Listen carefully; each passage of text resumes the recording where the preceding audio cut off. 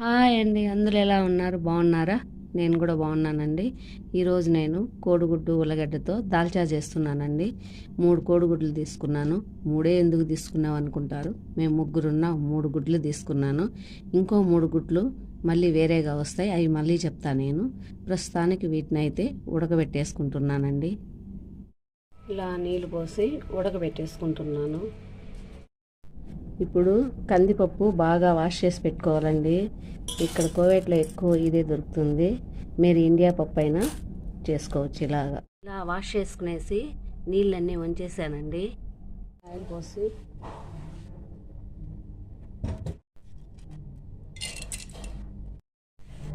సన్న మంట మీద లైట్గా వేయించుకోవాలి పప్పు. అండి ఇప్పుడు నీళ్ళు పోసి ఉడకబెట్టుకుంటున్నాను.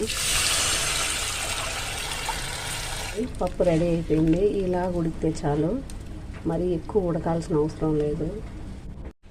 ఇప్పుడు ఒక కోడిగుడ్డు, అందులో ఉప్పు, కారం, పసుపు వేసి కలుపుకోవాలి.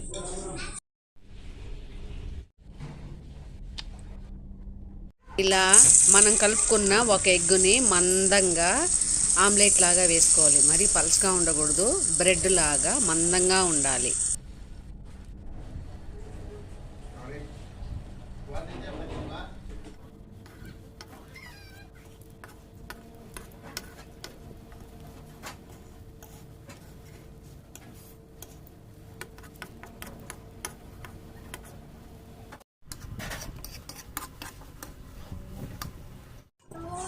ఇలా 3 ఆమ్లెట్లు తయారు చేసుకోవాలండి.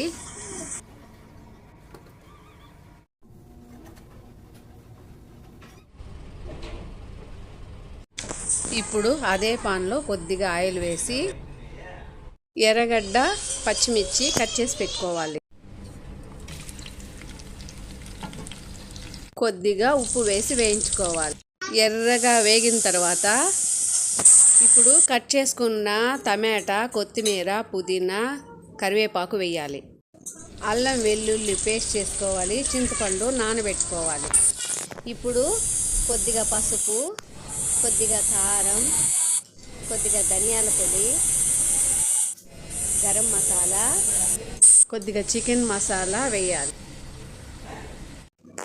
ఇప్పుడు కచ్చా పచ్చాగా దంచుకున్న అల్లం వెల్లుల్లి పేస్ట్ వేయాలి.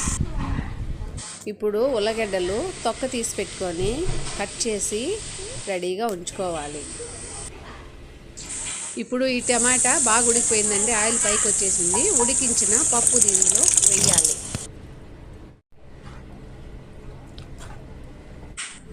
ఉప్పు కొద్దిగా తగ్గింది, ఉప్పు వేస్తున్నాను. ముందుగా రెడీ చేసుకున్న చింతపండు నీళ్ళు వేస్తున్నాను. ఇప్పుడు కట్ చేసి పెట్టుకున్న ఉల్లగడ్డ కూడా వేసేసేయాలి.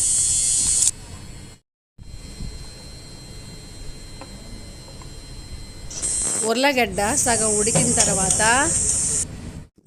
ఇప్పుడు ఉడకబెట్టుకున్న ఎగ్స్ వేసేస్తున్నానండి. ఇంకా లాస్ట్కి వచ్చేసాము. అయిపోయే ముందు మనం ముందుగా ప్రిపేర్ చేసుకున్న ఆమ్లెట్లు కూడా ఇందులో వేసేస్తున్నాము. ఓకే, రెడీ అయిపోయిందండి. ఎగ్గు ఉల్లగడ్డ దాల్చా సూపర్గా తయారైపోయింది. మీరు కూడా ఒకసారి తయారు చేసుకొని ఎలా ఉందో కామెంట్ బాక్స్లో తెలియజేయండి. ఓకే అండి, నెక్స్ట్ వీడియోలో కలుద్దాం. Okay, bye bye. Thank you for watching అండి. బాయ్.